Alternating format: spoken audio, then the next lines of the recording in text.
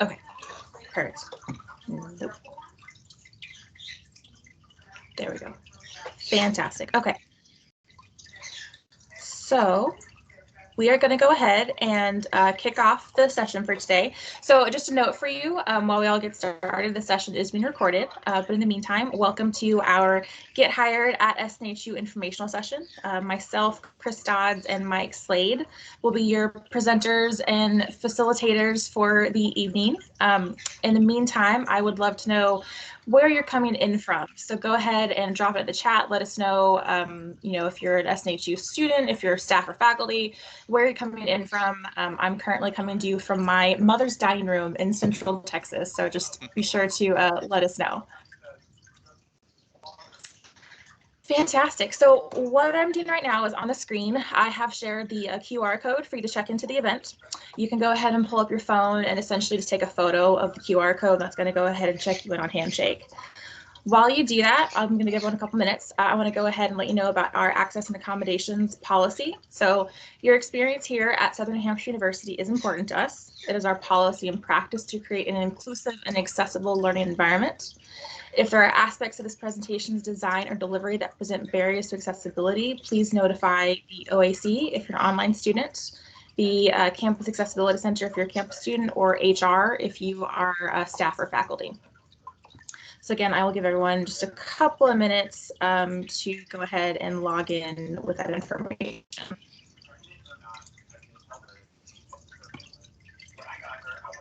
Okay. So just a couple of tips for you for engagement for today. You've probably noticed, but your cameras and microphones are automatically disabled. If you do have a question that you want to submit, we welcome that. You can go ahead and put that in the chat box function in Teams, which should be on the right-hand side. I'll be moderating the chat box throughout the event, so I'll be seeing all those questions. We will have time for questions at the end of the presentation.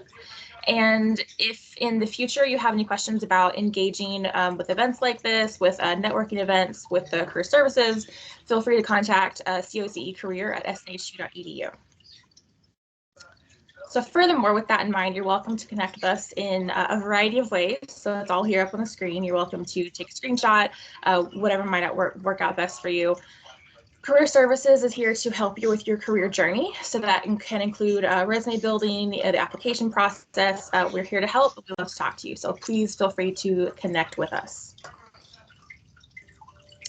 And finally, I would like to go ahead and introduce your hosts for the evening. So I'm Daisy Gillum. I'm the employer relations partner for the Northeast. I also want to introduce Chris Dodds. He is a talent acquisition consultant here at SNHU. He attended the University of New Mexico, where he earned a Bachelor of Science in Exercise Science. After graduation, Chris began his professional career in the sports industry at the YMCA. He then transitioned into being the Director of Youth Sports, overseeing all of the YMCA sports programs in Central New Mexico.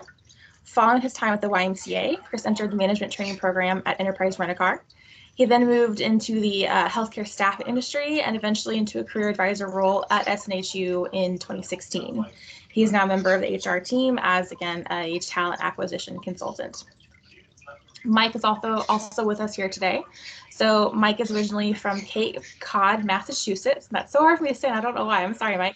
But he's from Cape Cod, and he does, in fact, like long walks on the beach. He attended college in Vermont, where he picked up snowboarding and still hits the slopes several times a year. He currently lives in the Granite State with his wife and started his career with SNHU in August of 2019. He's been in the staffing world for just over 5 years, and his favorite part of recruiting is making verbal offers to candidates, which I'm sure is also their favorite part. He started playing hockey when he was just 5 years old and still skates a few times a week. His other hobbies include hiking with his wife, hitting the gym, golfing, and consuming more caffeine than the daily recommended dose, which I personally understand. So with that, Mike and Chris, I am happy to hand it over to you, and I will let you guys take the reins. Thank you so much, Daisy. Appreciate the intro. Welcome, everyone. Thank you for all joining. So we're going to do a little fun activity so we can get all loosened up here. We're going to do some trivia. We have 5 questions here for you. I believe, correct me if I'm wrong, Daisy, they're able to quiz on their phones. Is this correct? Awesome. Yeah. Absolutely. So yeah, they can do it on their phones or on the website, whatever is easier for them. Yeah, absolutely. You can definitely write it in chat as well if that's a little bit easier for you. So in terms of the first question, so let's get started. So in terms of SNU as a whole, mostly online, specifically for this question, how many degree programs does SNU currently have? Just kind of seeing all the answers come in as we see. Looks like we have a lot of answers for C. It's awesome. See a couple of B's in there. B. So give everyone the answer. Didn't know how long should I give Daisy, so I think I could probably go ahead. But so right now for you folks that chose B, you are incorrect. That is, C is the correct answer. And if you include our campus, that is close to almost 300 as well. But specifically for tonight, in terms of online degree programs, we're looking at a little over 200. So great job there. Go to our next question. So a little trick question here for everyone. What year was SNU founded, also known as New Hampshire College? Kind of a tough one. See a couple B's in there, A's. 2001, A. Heavy on the A. Interesting, interesting. Okay, A is. So A is correct. Wow, I'm very proud of everyone in here because originally for our SNU official branding, that actually started in 2001. But in terms of bringing the full circle, New Hampshire College was back in 1932. So A is the correct answer. Great job. So another trick question here, trying to stump everyone. Wow, okay. Where is the main SNU campus located?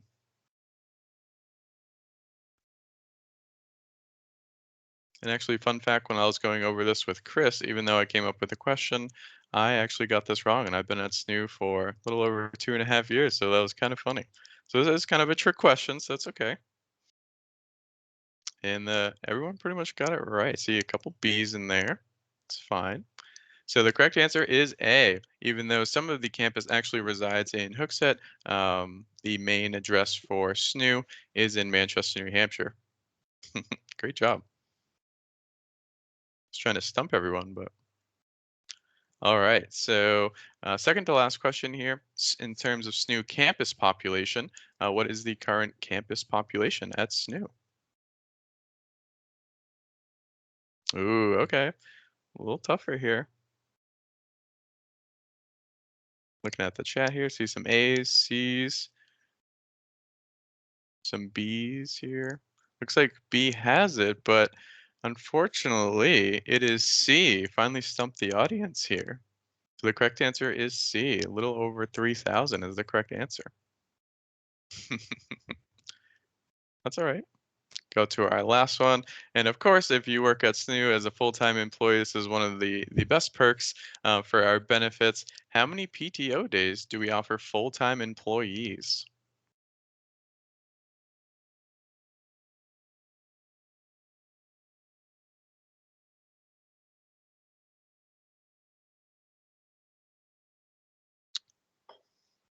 Ooh, okay. So the correct answer is C, 5 weeks of PTO.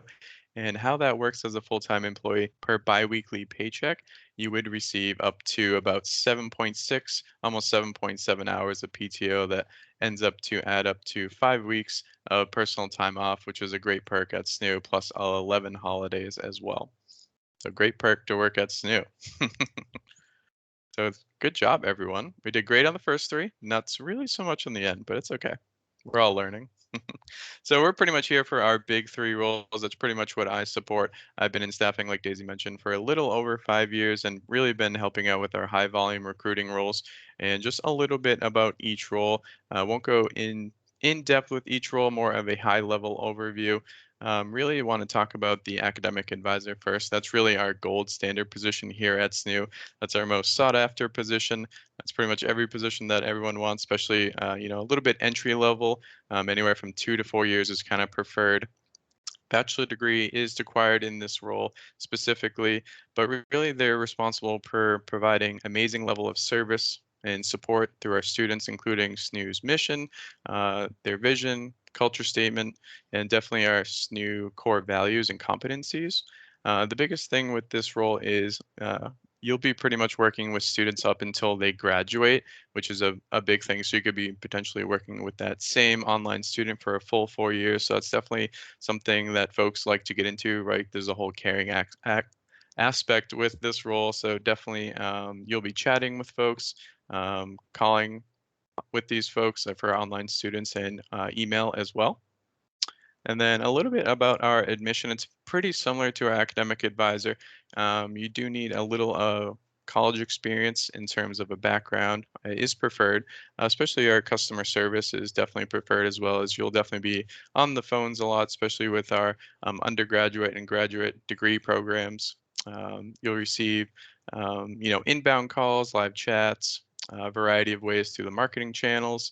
Especially assisting with our enrollment process is a big thing with admissions, really trying to help out our online students kind of figure out what they want to do for a major. So fun little job there. And then kind of lastly, here's our finance counselor.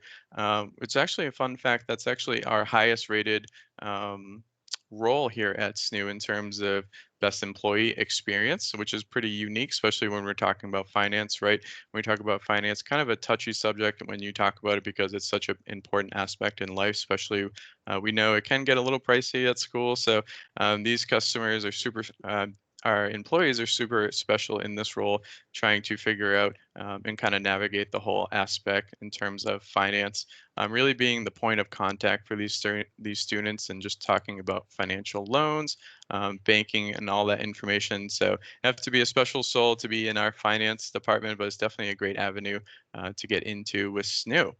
So with that, probably kick it over to Chris in terms of kind of our next slide. Thank you very much, Mike, and thank you for the questions as well. I don't know why it's so fun just to watch everything go up and down. It So is. easily, I mean, yeah, I mean, I'm easily entertained apparently. So, but thank you all for having me. I'm really excited to be here, and to really chat a little bit more here in Liberal Arts Week and really talk some more about these roles. So, it's with these roles that Mike just spoke about, they covered our student experience with the admissions advising and then our student finance. So a couple other roles that I wanted to kind of go over are just some other opportunities, some that might not actually require degrees as well. And there are some of these roles even allow for part-time opportunities, and they're remote, which is really nice as well. So the first opportunity is a student experience coordinator. That actually is a newer opportunity over the past few years. When I was in admissions, we didn't have student experience coordinators who helped with registrations. They help with they're kind of that liaison between the admissions counselor and the academic advisor, making sure people are getting registered, but also that they're getting assigned an academic advisor as well. So it was definitely it's nice that they were able to implement that and grow the team along with that. But we just hired recently a few individuals into full-time roles, as well as part-time roles, in that regard. So again, it's a good opportunity. Could be a good starting point here at SNHU as well. And then there's also the inquiry response representative. That is more of a customer service role. You're kind of taking those inbound calls and transferring it out to the department. It's all about speed and accuracy when it comes to that. So pretty straightforward role. I don't believe that one requires a degree either. And they may want just some general experience from a customer service perspective, but can be a great way to get your foot in the door. I've known several individuals that have gone into those opportunities and then branched out from there. That's one really great thing about SNHU. Lots of opportunity. I started off in admissions, moved into career, and now I'm here. So there's something that we're always, and we'll get to that kind of promotional pathways in a minute here, but it's just something that at SNHU, it's always been talked about. And it's really nice. It's kind of refreshing to have your manager be like, well, what's next for you? And to really have those conversations, which is really great. So, another opportunity, these next few roles are actually along the lines of student finance. These are just other positions. And some of these roles I didn't even know we had until I got into talent acquisition, because there's just so many opportunities. It's great. But our credit analyst role, more of like a collections opportunity to so like outbounding individuals, maybe if there are past due balances, those sorts of things on their financial aid, in there. So again, I believe that one doesn't require a degree as well, just more so customer service and call center experience as well. And then we have more of our processing positions. So we have financial aid specialists, and student account coordinator. So they're dealing with some of the packaging that people are getting on the financial aid piece, of everything, and making sure things are being recorded and reported correctly, from that standpoint. So great way to get into the field, especially if you have an interest like in accounting, even if you just have an interest in just from a perspective of finance as well, because there's a lot of there's a lot of things that you're going to learn about, especially with government programs. And then we had the military benefits specialist. This is actually a really interesting opportunity, just because it's so in depth with some of the processing that one does with military benefits. So they're that, in essence, that liaison between the student and in certain cases the VA, and they help processing, making sure that all the classes and everything that they're taking match with their military benefits. For example, if they're doing the post 9/11 GI Bill, that's or either that one, or if there's another one, they usually have to be taking certain classes to qualify for that benefit. So they're there to make sure they do that and that they certify it as well. So that usually does require direct experience with military benefits, as well as or even in financial aid. And it doesn't hurt too if you are a veteran or have worked with military benefits in the in the past. I know an individual we just hired was a veteran, and also I believe he was a recruiter actually in the military and worked with military benefits. That's how he was able to tie in his experience. So those are just and these are just a handful of the roles as well that we're talking about. I mean, the biggest thing we want to come into today is to show, hey, we're SNHU, we are a higher education institution, but we do hire more than just adjuncts when it comes to that. So there's lots of opportunity. I mean, I primarily, so we're talking a lot about student experience here. A lot of the roles I hire for are actually in product development and university partnerships. So I've hired, and I also do athletics. So I have an interesting bandwidth, but I've hired lacrosse coaches, esports coaches. We do hire those. League of Legends just hired one. Hopefully we're going to the championship. And I've done lacrosse coaches. I've even done product managers, UX writers, UX designers. So that's what's really cool about the university. Lots of opportunity, and but it really, and we'll talk about this a little bit later about transferable skills and really marketing yourself. But these are just obviously a handful of the roles. I'd recommend checking out our website, because we have, I don't even know how many we have posted right now. I think I'm going to say like 70 roles posted. There may have been more added today. I don't know if Mike, if you have that updated number, but we've had quite a bit of roles being posted recently, due to some of the growth. Definitely a lot. I know, including our student support roles, it's upward of almost 100 now. So a lot of roles okay. open. All right, so I was a little off. Awesome, very good. Well, next slide, please. All right, so this is kind of what I referred to earlier. And for those of you that know me, I love yard work, so hence the picture and and the growing. But at SNHU, we're all about professional development. And I have never worked at an employer that does that. It's from day one, it was always about, okay, what's next? How are you going to get there? Even like when I worked in the career department, my manager was connecting me with other departments. Like it's very an open conversation, and which is really great, because not only, yes, we would hate to lose people to other departments, but we want to keep that individual and retain them. And that's what it's all about. So there's two ways that we really help people grow at SNHU, amongst other things. Like I know we're also working on a mentor program that's kind of in the works. As well, but these are the two main ones that are really up and running right now, and they're actually pretty new. Elevate, the concept of Elevate is like with the promotional pathways that we do isn't necessarily new, but the way that they revamped it is definitely different. So Elevate is I'm just going to call it our promotional pathway program. So this is an opportunity for you to go from, and I believe this actually goes with all of the positions that we just mentioned there. From a level 1 to a level 2 to a level 3. So you can get some more experience in different areas. Like when you get to a 2 and a 3, you can sometimes become a mentor, help with trainings, take on some more leadership opportunity as well.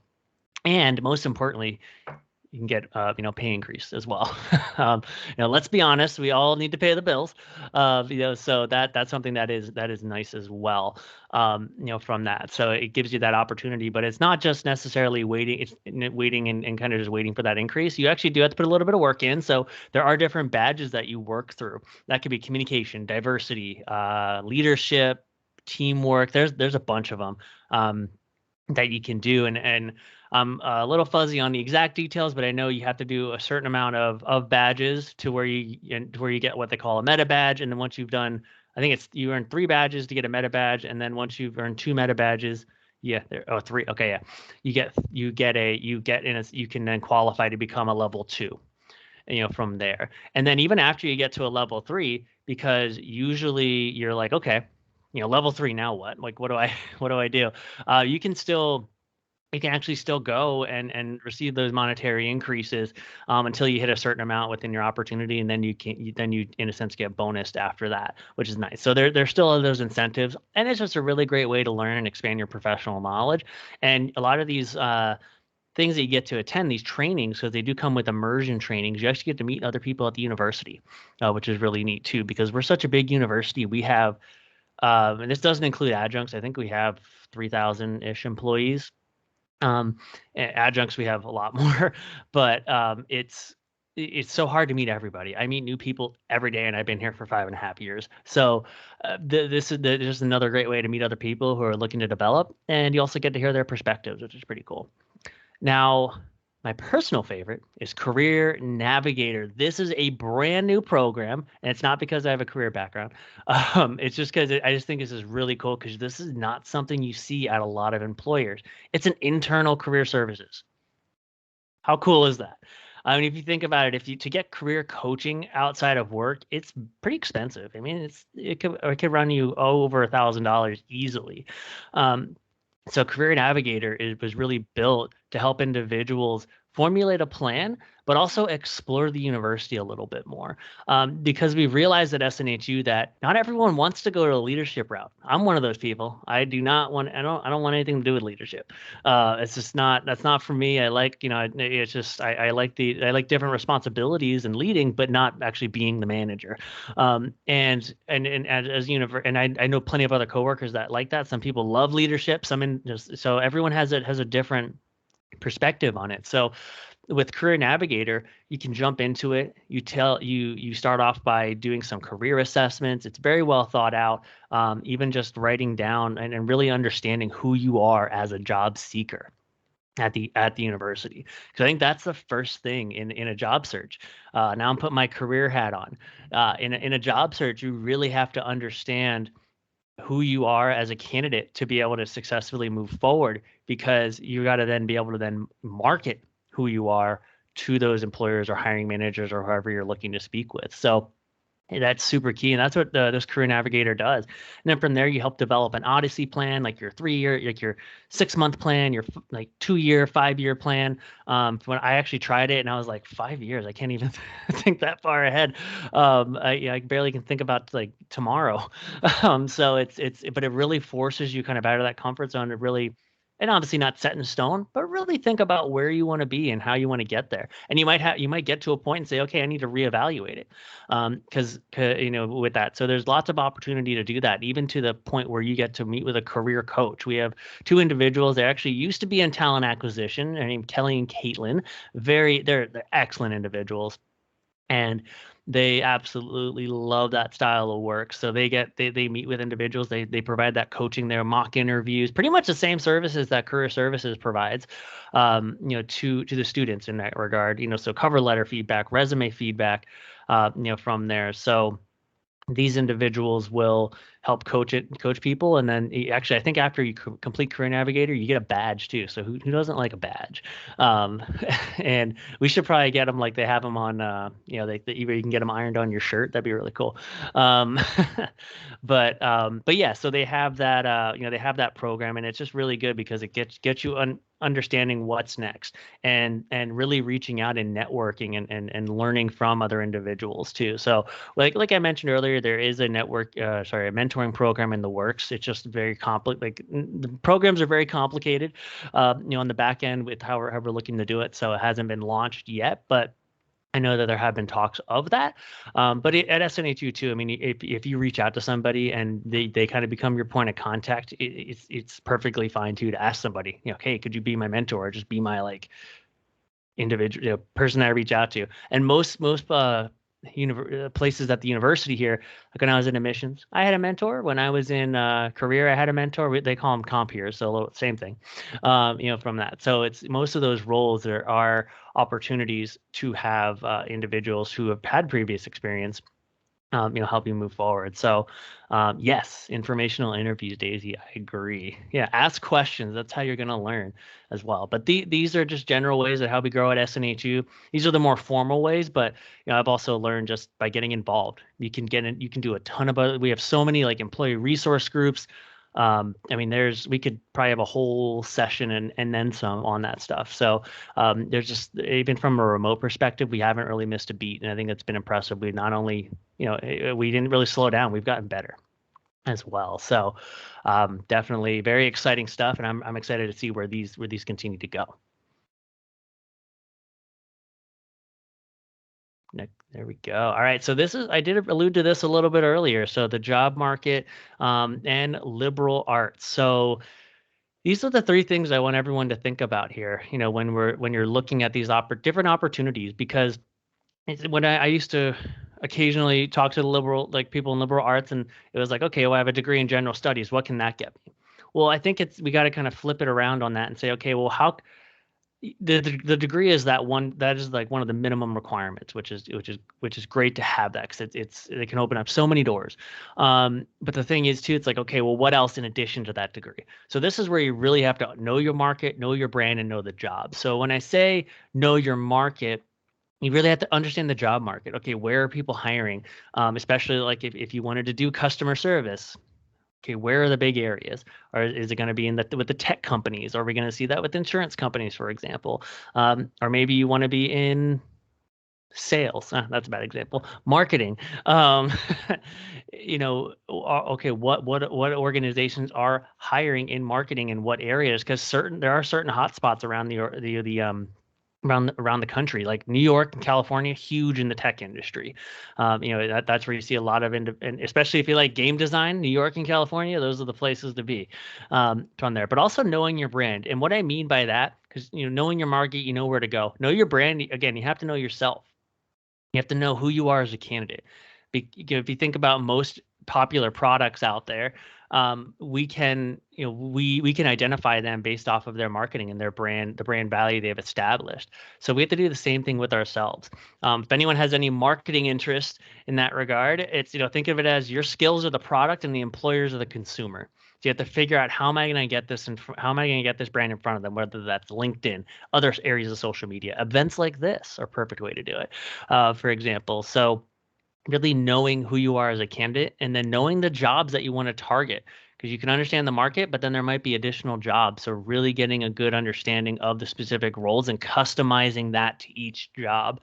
I can tell you, I've had so many conversations actually the past couple of weeks with hiring managers, and it's even if you are internal at SNHU, you still want to make sure you are customizing to the job description. Now at SNHU, we don't have like a AI that sorts people out on the front end. We do all that manually, but still, like if I'm reading it, I am the AI.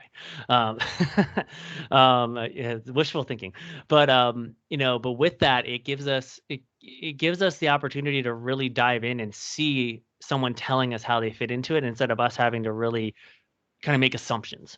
So really knowing the job and your brand and understanding that is a great is a really great way to help yourself stand out from other individuals. And I see it time and time again. And those are things that I know hiring managers are. I see I'm going to get that in. You're going to make me a T-shirt, Alex, I bet, with the I am the AI. So yeah, but that's just such a great way to help yourself stand out from the other applicants. I saw a question in the chat, how many applicants do we get? That can range. For the admission counselor role, Gosh, I don't even know. Probably a couple hundred. I had a position for a curriculum designer that had 250 applicants in 3 days. So, and then it depends on the role, but either way, whether it's 10 or 250, you should treat it the same and really look at it as if you were the hiring manager, would you want someone who had that customized resume and cover letter, because that is what's going to help you stand out from the other candidates as well. So it's so important. So if you can focus on these three things and really think about it from that standpoint, it will be helpful to to not only better understand your target. And if you hear a dog barking in the background, I apologize. Tucker had to make an appearance apparently. Um, so and then just knowing the job is key, because that's also going to help you in our interview as well. From that standpoint. So always customize. Just think about it that way. Next slide, please. Okay.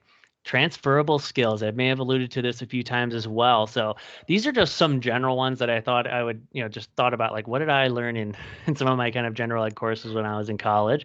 And is, the three things that I see a lot of that people learn just in general from a college degree are critical thinking, communication, and time management. Because the biggest thing is sorry, my dog is losing it right now. He's a hound, so the whole neighborhood can hear him.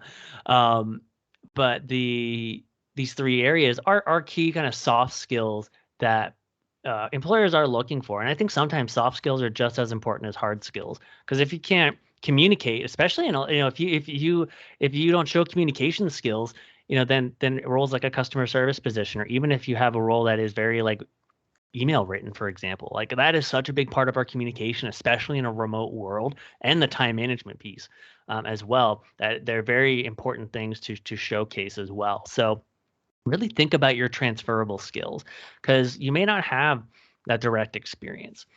You may not have a degree that says a specific name to a specific organization, but I mean, I can kind of speak to that. I have a degree in exercise science. I'm clearly not working in my field.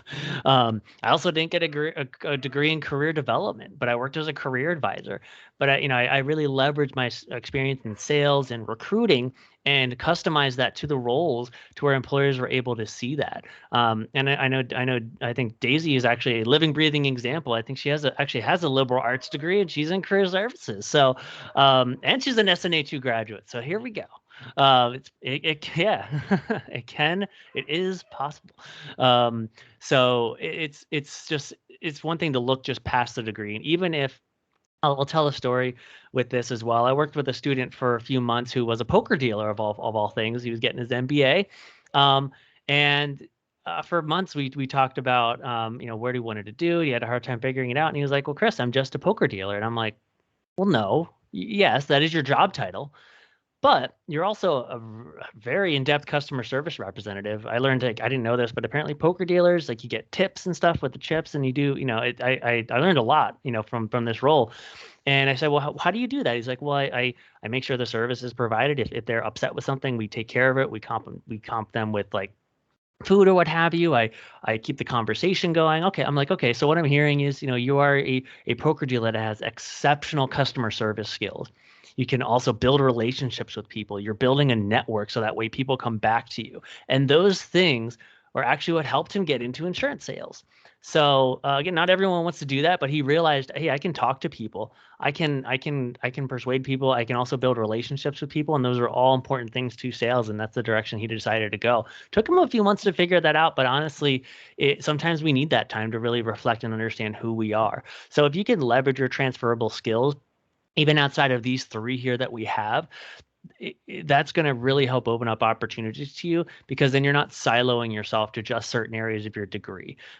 Yeah, they are gold. I mean, it's key. I even the hiring manager I'm working with for my curriculum designer opportunity that I'm hiring for, she actually told me, she's like, I never had experience in curriculum design, and she's because she leveraged her transferable skills to get into it, and now is doing the same thing as well with the people that she's hiring. So it is a concept that's out there. It's so important. So, try not to just think of yourself as the nurse or the poker dealer or the customer service rep. Yes, you happen to be in that role, but you're so much more than that. And I used to tell the student, yes, you're a business professional that happens to be a poker dealer. It's one of those areas. So really just thinking that, and that positive mindset can really work wonders too within your job search, because the job search is like having another job, as we always said in career. So it might be tough, but those are things that these little things can really help you set small goals and really focus on other areas as well. So next slide, please. All right, again, more so leveraging past skills as well. So we talked about transferable. Don't forget about those other positions that you've held. As long as it's within the past 10 years, I'd say it's relevant, depending upon what it is.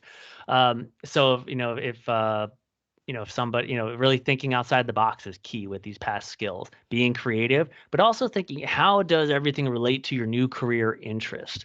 That's where things like these career assessments can be helpful, and working with your career advisor and having these open discussions.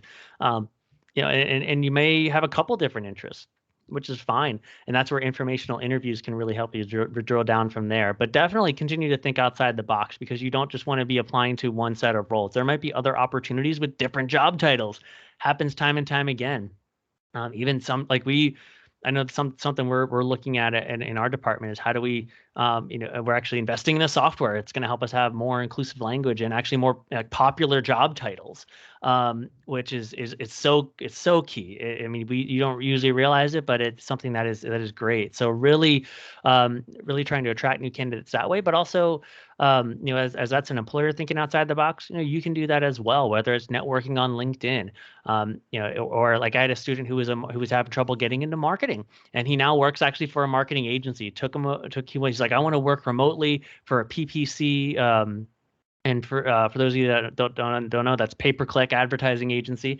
I was like, okay, he's never worked in the field. He actually was working at Cinemark when the pandemic hit, so he unfortunately lost his job. And when he lost his job, took that time to build his brand on LinkedIn, did daily and weekly posts of different marketing topics. And when he got in there, he also did a blog, presented that information to the employer, and they loved it. So these are ways to really build your brand, start doing the jobs that you want to do before you even get in there. I was told at one of my last employers, if you want a promotion, start doing that job that you wanted to do. Start showing, what you can do, and especially with being creative and thinking outside the box.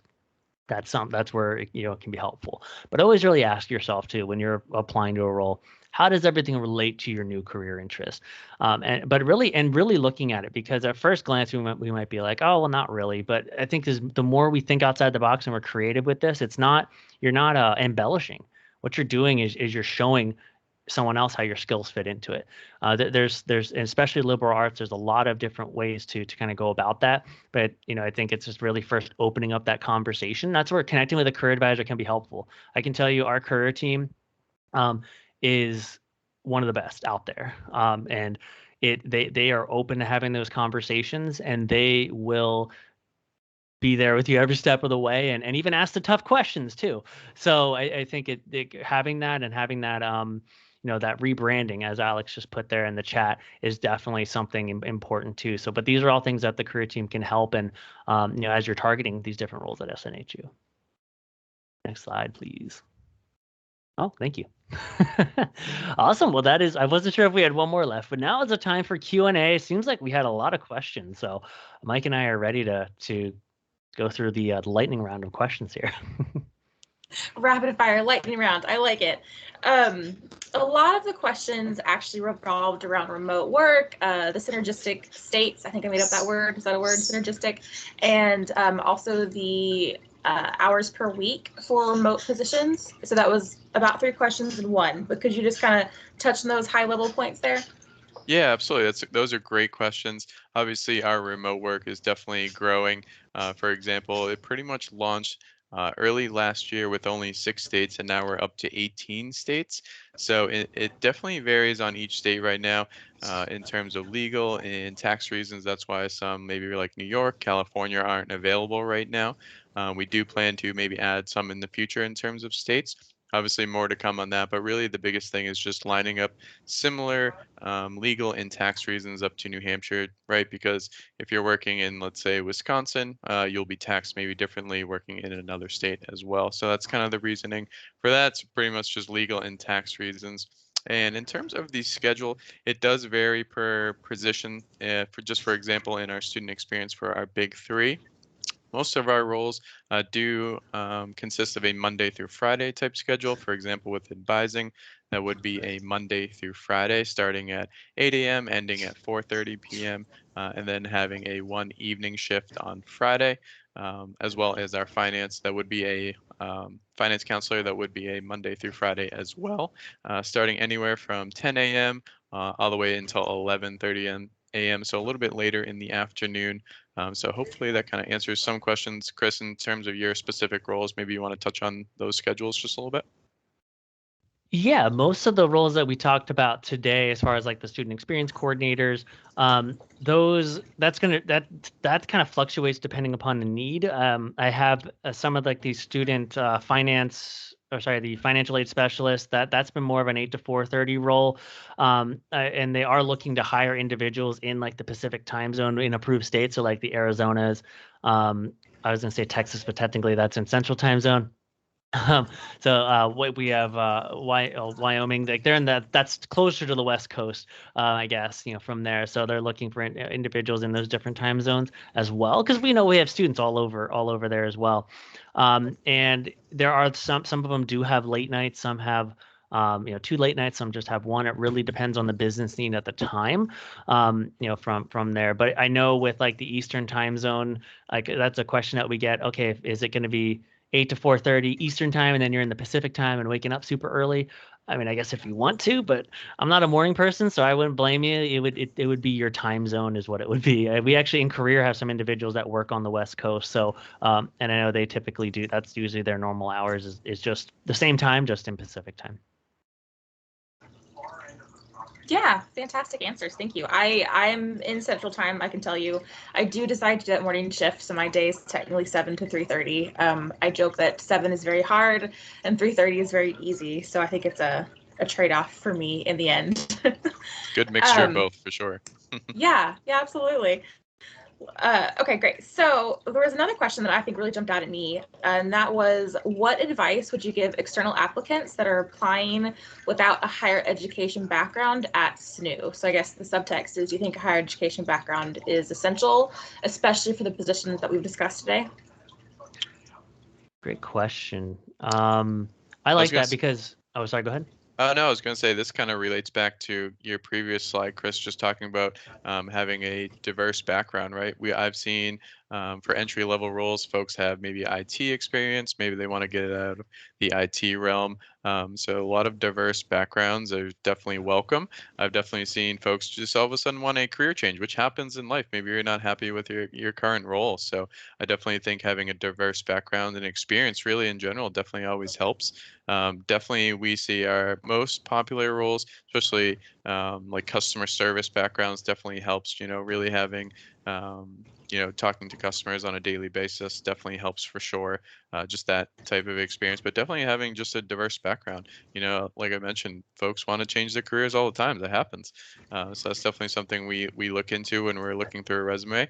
So I don't know about you, Chris, but yeah, I mean, I think it's a great, it's a great concept to kind of think about as far as that goes. But I would say if you have the higher education experience, I mean, that's great. But if not, I mean, I didn't when I came into it, and I leverage my transferable skills. So I think when we realize, I mean, higher education is really transforming. I mean, we're moving the traditional degree is still going to be there, but there's also things like micro credentials, competency-based education. I mean, there's so many different forms of education now that are out there.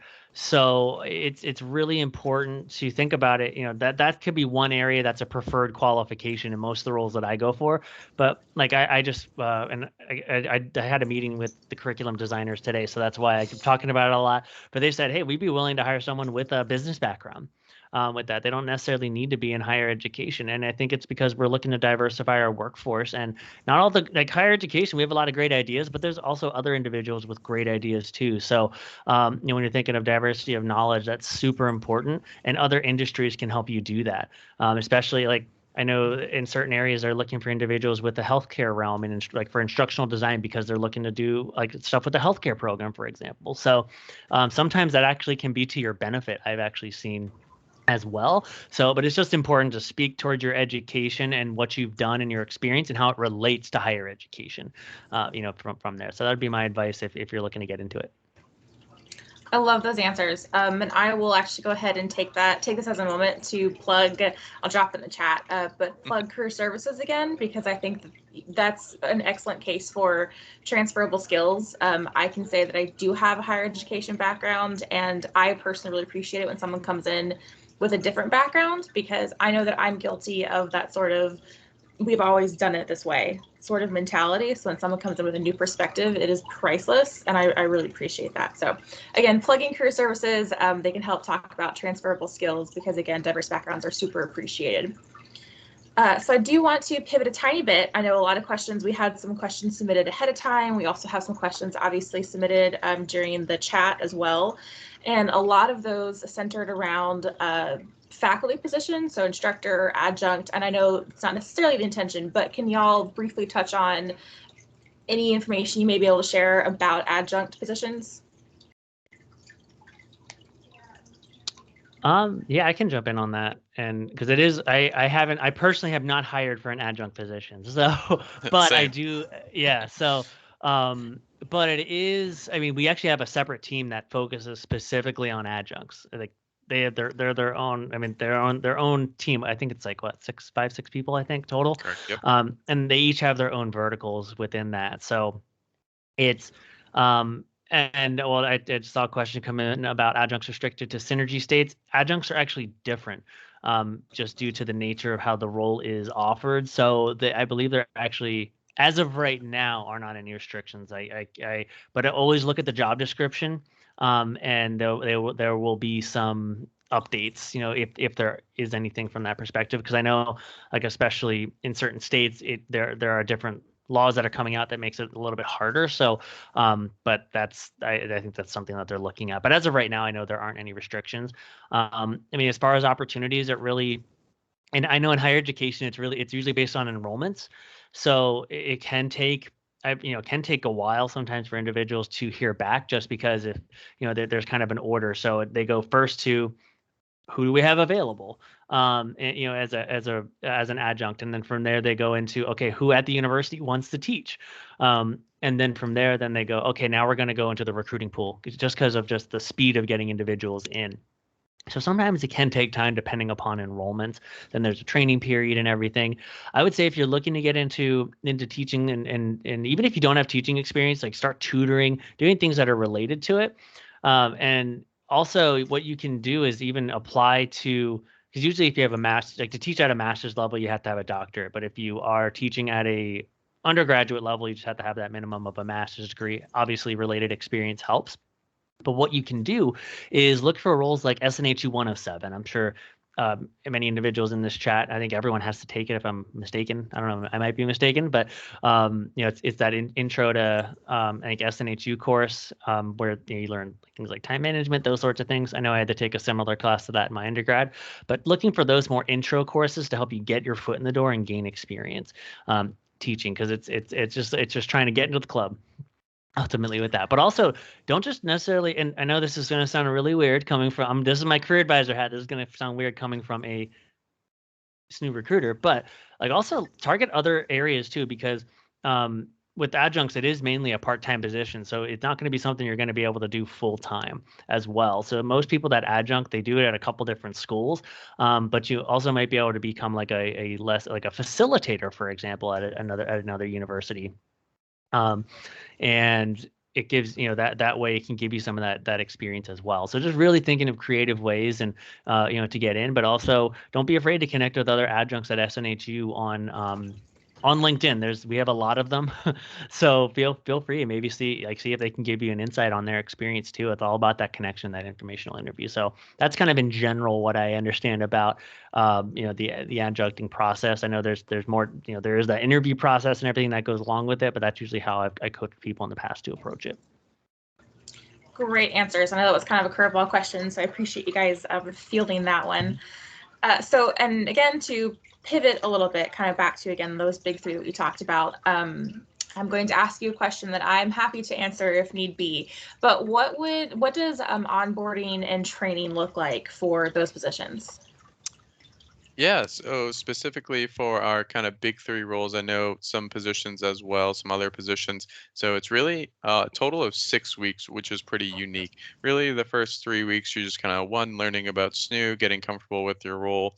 And then really in that third week, you're really diving in, shadowing with other team leads, other coworkers, making some calls, getting comfortable with your students as well, especially in our student experience. So really, it's a total of kind of 6 weeks, which is great, especially working remotely is definitely a complete change for everyone pretty much in the whole world. So it's definitely something to get used to. We do provide a company issued laptop with some hardware as well. In some cases, another monitor.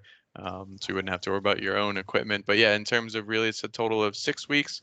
Like I mentioned, just really that first 3 weeks is just learning about SNHU, learning about the position, and then that third week really kind of diving in and just kind of having that hands-on training. It's a great question. That is, and I'm glad you answered that, because I was going to be wrong. So I only had 2 weeks of training, which was still really exciting for me. So okay, so another question that I received earlier that I was really keen on was, how do I make myself stand out from the hundreds of potential hires at SNHU? So we talked about numbers before, with the applications, especially these entry-level roles. So what was kind of like your top tip for standing out with all those applicants? Great question. Oh man, that's a really, I think, well, one, you're all doing it right now. You're a part of an event. You're networking. So great job. And I mean, one, like the customization is definitely a big piece, but also just simply reaching out. I mean, when people reach out to me, it does kind of bring attention to your application, because if someone reaches out to me on LinkedIn, says, "Hey, I applied, can we chat and have a conversation?" Yeah, I'm gonna most likely go in and look at your application before I talk to you. So that's necessarily bringing in. I mean, I look at every application that comes in, but if someone has a conversation with me, I'm gonna be curious naturally. So that's a big way that I think could be a good way to stand out. Or even reaching out to other admission counselors too, or other academic advisors, or people at the university, because they're going to be able to give you the inside info. Maybe they know, hey, we're going to be hiring. They may be knowing, hey, because I know like the big three kind of come into different cycles with hiring, just because of how many people there are that come through. But it is a great opportunity to be able to do that and really reach out and kind of just put yourself in that situation. And even just at first, if you don't want to talk to someone on the phone, that's okay. Just send them a LinkedIn message, maybe comment on somebody's post, or just follow them on LinkedIn and start that way. Spend like 15 minutes a day on LinkedIn. It doesn't have to be hours on end. Just doing those little things can really make a difference. But it's important to understand that stuff will take time. It doesn't happen. Sometimes it'll happen really quick, which is perfect when that happens. But most of the time it might take a little bit. So I think using that is, definitely important. And I just saw a question come through about using your admission rep as a reference. The references are usually asked like once you're in a manager interview. So, but if they want to refer you, that's completely up to them. And as a discussion I would have with the admission rep, from there. So, but that's how I would recommend. I know, Mike, from your experience working with those big three roles, what stood out to you? Yeah, I think just the biggest thing, first off, I know the whole team, we literally go through every single resume. So even if there's 250 applications, us as recruiters, we're going through every single one. So don't ever think that your application wouldn't be looked at, because it definitely is. Unless maybe like a position was canceled, that would be the only other reason that we wouldn't look at it. But yeah, definitely, like I mentioned, the biggest things that we look for is, definitely a clean resume, definitely good verbiage in terms of their work experience, pretty much everything that checks the box. And like we said, we always look for diverse backgrounds too. It doesn't always have to be customer service. It could be something other than that. So we definitely take a look at the whole resume, in some cases the cover letter too. So we're really looking at the whole 9 yards when a candidate applies. Awesome. And Mike, you said something about a position being canceled. I know there was a question that came up earlier in the chat that a student had applied for a position that was then canceled, and they were asking if you recommended they do any follow-up related to that position and what that would look like. Yeah, no, absolutely. So that does happen from time to time, especially in terms of really it comes down to budgeting. Has nothing to do with the candidates applying. Sometimes they budget for a certain position and then last minute they're like, oh, okay, maybe we don't have the budget for this position. So occasionally that does happen. So at any time you could always email your recruiter, just kind of asking questions, and then we're definitely happy to either refer you to the correct recruiter under that position, or just kind of answer those questions ourselves in terms of next steps, and then always kind of redirect you back to the SNHU website. So another great question. Yeah, and Perfect. Thank you. I would say with that too, if a position does get, put on hold or frozen or canceled or, and that is an opportunity because usually you're going to get an email from the recruiter letting you know, at least at SNHU you will. Can't speak for other employers, but here you will. And the thing is, like, maybe go before you reach back out, go on and look at the different roles and say, hey, I saw this position was canceled. I'm a little, I'm kind of, it's sad, but hey, I saw this other opportunity. Is this something you're working on, or could you connect me with somebody? I think that'd be a really good way to parlay that conversation, from there. So that's something I'd recommend trying if a position does get put on hold or canceled, because like Mike said, it does happen from time to time, not completely out of the ordinary. Yeah, no, that's good to know, just in case it does happen.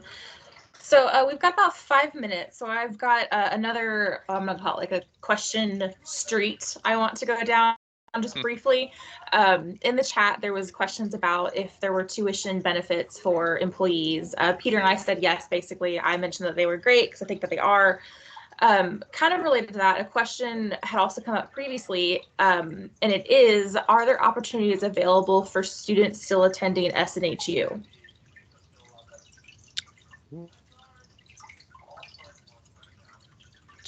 That is a good curveball, that's for sure. Off the top of my head, I don't know. What about you, Chris? So, and I'm like, and we're just, this isn't like someone who's a student worker or like anything like that. They just someone who's going to SNHU. Yeah, so what I'm kind of drawing from this is, like, let's say, I graduated back in 2020, but let's say I was still in school as an undergraduate, but I have a professional career, or I've had one, then can I apply even though I'm still in school at SNU? Oh, okay. Yes, you can. Yeah. Yes. Yeah, there might be a caveat to, like, obviously if it's something requires a degree, but sorry, yeah, I was thinking like graduate assistant. That's what I was thinking of, but because that's not Gotcha. available for online. That's only available on campus. So sorry, that's what I was like, I don't know. But yeah, I mean, yeah, you can. I mean, I've seen actually that's something that we do like. I mean, and even like say you're getting your master's at SNHU and then your undergrad you have somewhere else. Like, especially if you're an adjunct, I know that's something that they do like is diversity and where you had your education from, because again, they bring in different ideas too. And but we do pride ourselves in hiring SNHU graduates. Actually, the campus recreation coordinator I just hired was an SNHU grad from 2018 online. Was living in California, now living on campus here in Manchester. So those are really great things. And that you can speak to because you understand the student experience. That's what we're all about, is transforming the lives of students. So if you can kind of speak to your personal, your personal story, like Daisy can, specifically, not to put her on the spot, but it speaks a lot, especially as an admission counselor, academic advisor. I've heard so many stories of people being able to just relate a lot better because you understand what they're going through. And we're open to all different kinds of backgrounds, and it was because we understand that's how we're going to get better and grow as a university. We're challenging the status quo in that sense. Dare I start saying the brand values, with that. So it's we've always tried something different, and that's what's helped us grow as a university, and that's why we have different opportunities that you're seeing all the time as well. So yeah, I would say really, as long as you feel you qualify for the opportunity and you meet those minimum requirements, go ahead and apply, even if you are still a student. Because especially with our education benefit, I mean, why not take a shot?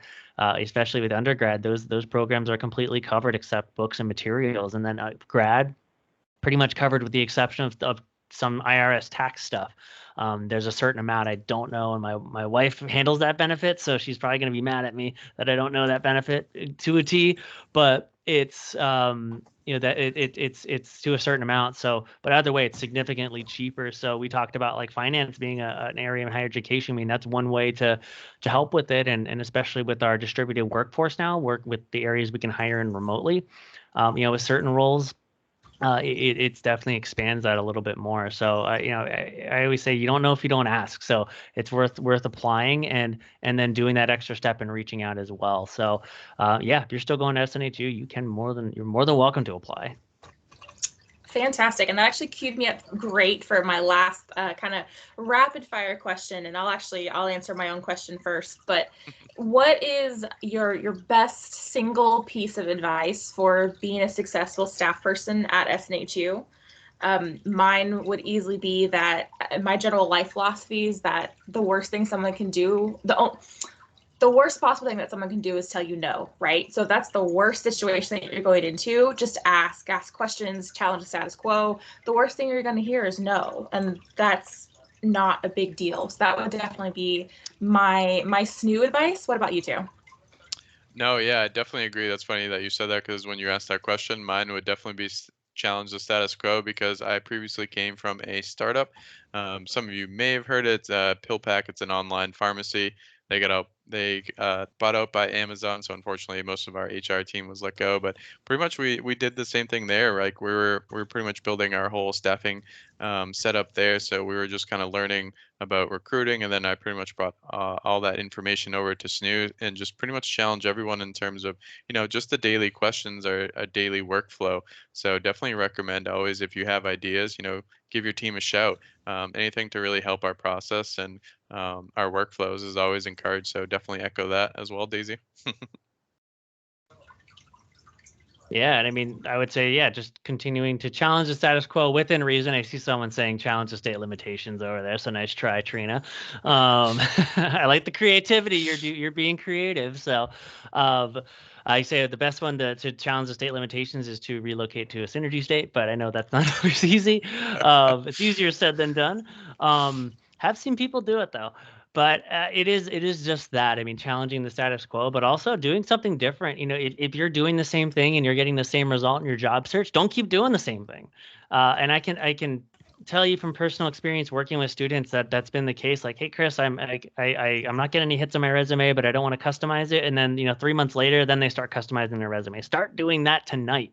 Start trying something different tonight. I mean, if you are having success, great, keep doing that. But if you are having trouble, it's okay. And it's really just thinking of, what can I be doing differently? It's not necessarily failing. It's like, okay, I found out how not to do that. I'm going to try something different. I mean, myself have been rejected by several employers, and that's okay. I mean, we can always think about, hey, it's their loss, in the end of it. So, but really just trying to challenge that, help yourself stand out, and make sure that that you are being different, thinking outside the box, because again, you don't know if you don't ask, and the worst thing they can say is no. And if you don't do that, you might miss out on an opportunity, along with that. So it's definitely key, and the more you can do that, the more you can help yourself stand out, the better. So definitely work with your career advisor, because they can really help you do that, and help you step outside of that comfort zone and really expand your network to really help you move forward in your career. And really the limitations are endless, because you can I know it's cheesy to say, yeah, you can do anything, but you really can if you truly. But first you have to believe in yourself. First you have to believe in your skill set, and then you can move forward, because that's what the employer is going to be looking for. So that's my biggest advice to you, is really just believe in yourself. As simple as it is, that's what's going to help you get to the next step, because the employer is going to see that. And you might not be the most skilled in the group, but you might be the best candidate for that organization. Fantastic. I love to hear that from both of you.